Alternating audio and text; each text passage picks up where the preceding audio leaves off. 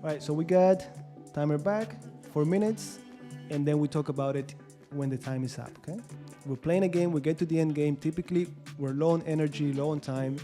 We gotta be able to come up with a move in less than 4 minutes. So, white to move.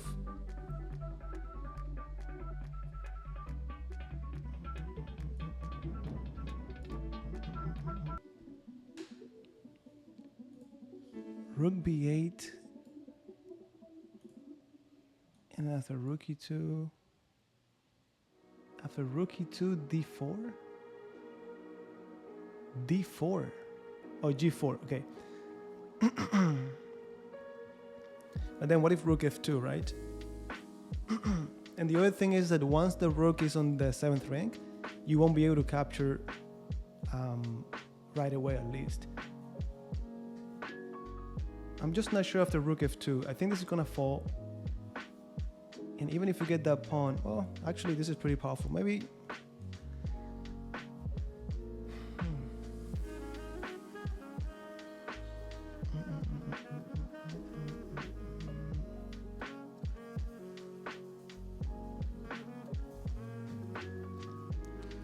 No, you're right about that. And these exercises are about that. Just looking for a strategic advantage, a positional advantage, and then try to convert that into a win.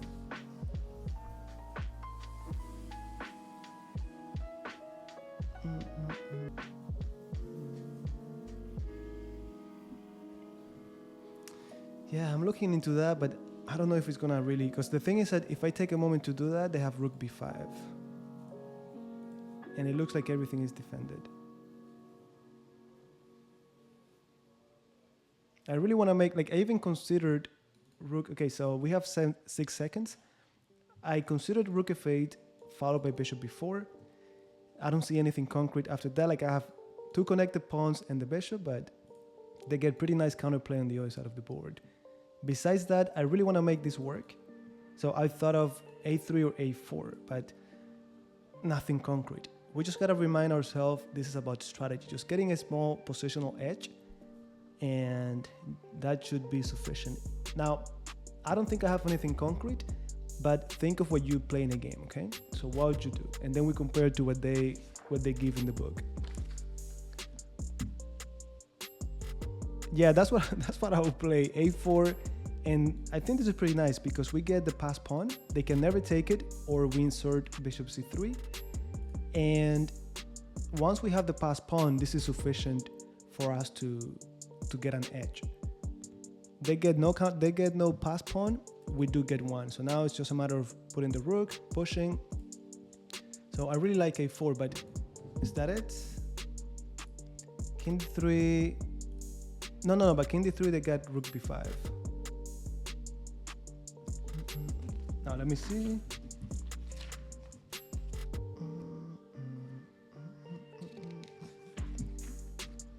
This was Hari Krishna.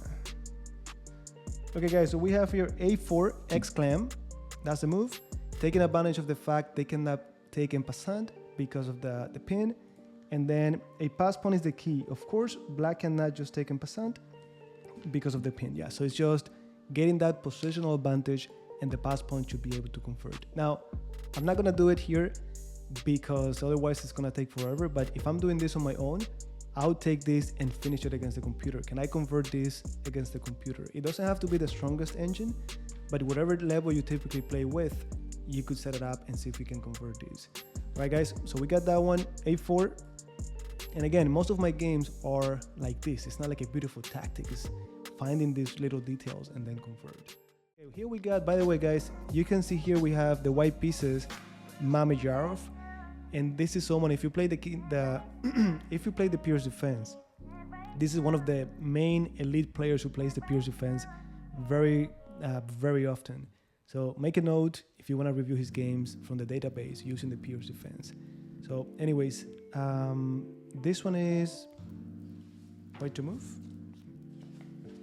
Mamedyarov and Racker. This is white pieces to move. And we got 4 minutes.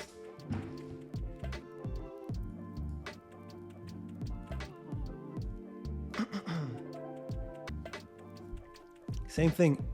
eval should tell us if you evaluate the position, there's lack of development for black. Maybe we could do something about it. Weak pawn on b6.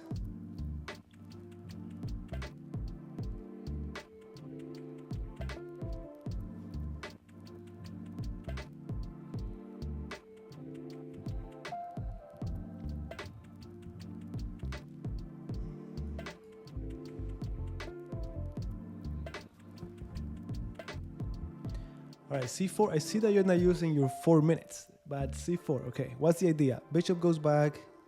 I guess you're fixing the b6 pawn in place. I'm assuming you want to play c4 and then rook a3, rook b3. I just don't know if it's necessary. Why do we want the bishop out? If anything, b4. B4 would be nice. Look at this, b4, a little bit counterintuitive, but I'm thinking if they take with the c, thank you. If they take with the a, I go with a5, and I'm opening up, positionally, I have to have an edge. I open up the file, I'm opening up my diagonal, and again, lack of development might give me it might give me an edge. Or maybe c4 and then b4.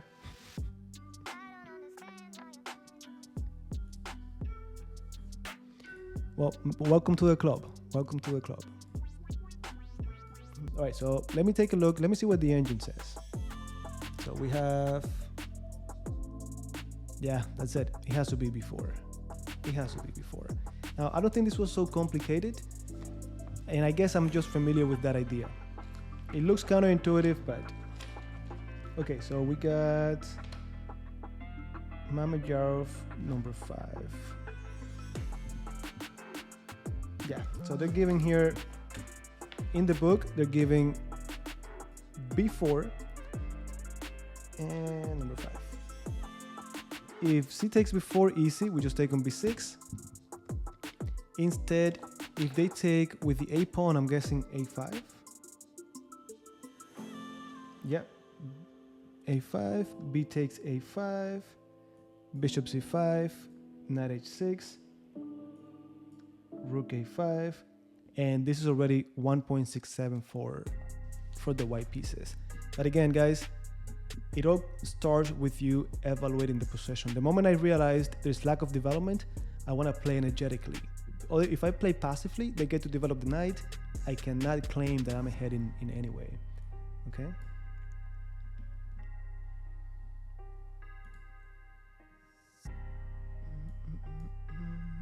All right, let's go to the next one. Let me turn off the engine.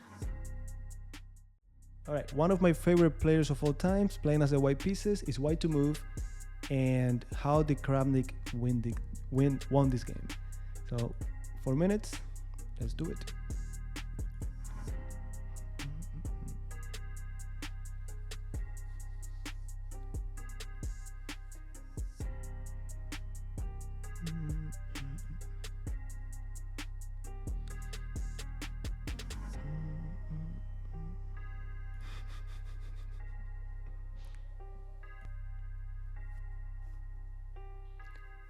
.94. You mean 95? You mean knight happy face? Yeah, that one is a very attractive move, actually.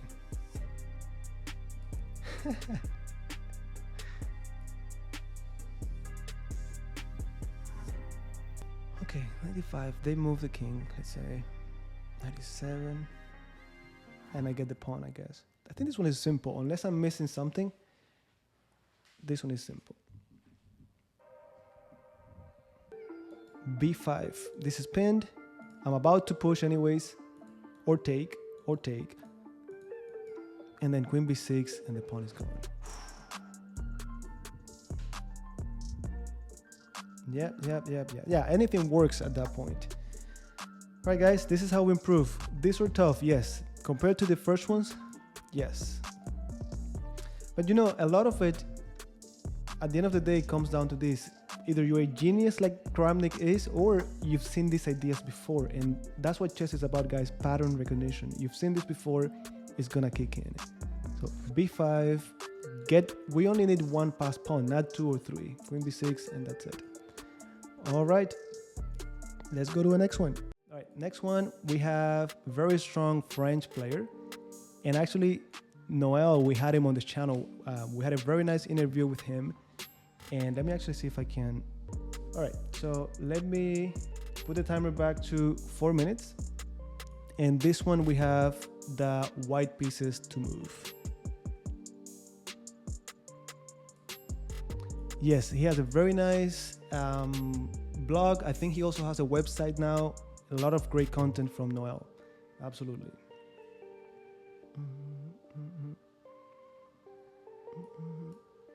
So white pieces to move.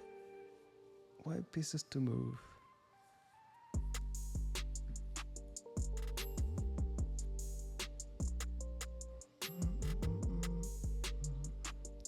I don't have it, but I'm pretty sure if you just Google his name, it's going to pop up. Okay.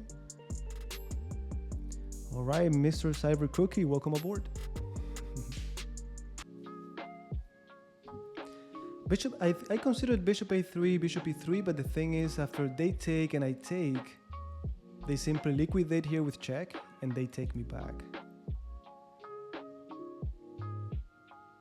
But definitely we have to consider that as a candidate move.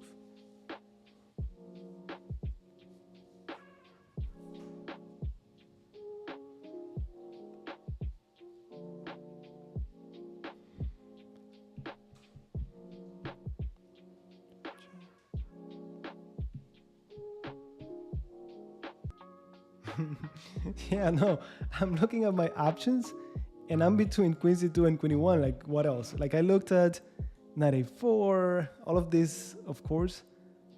I don't think it's anything like blocking, right?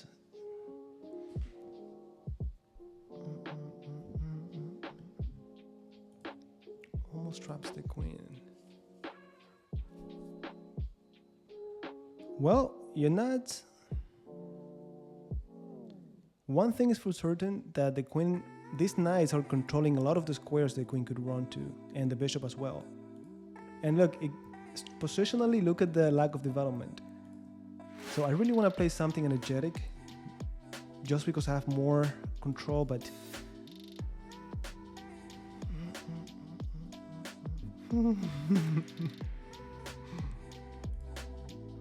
Welcome to the club, welcome to the club. Queen d8, no, and then after queen d8. Well, let me give you this, and just for you to calculate and you tell me what you think.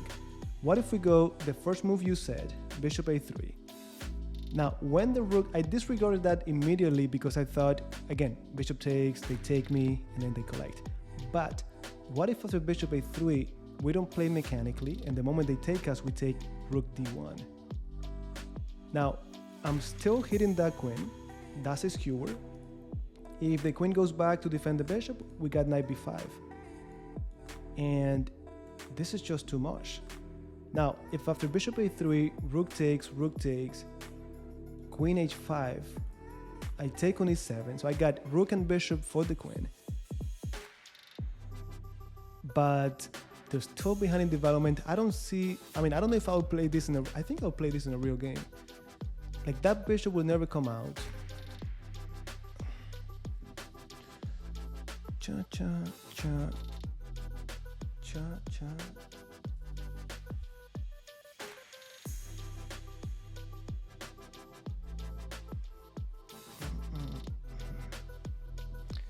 I'm threatening checkmate, right? So let's say they go knight d7.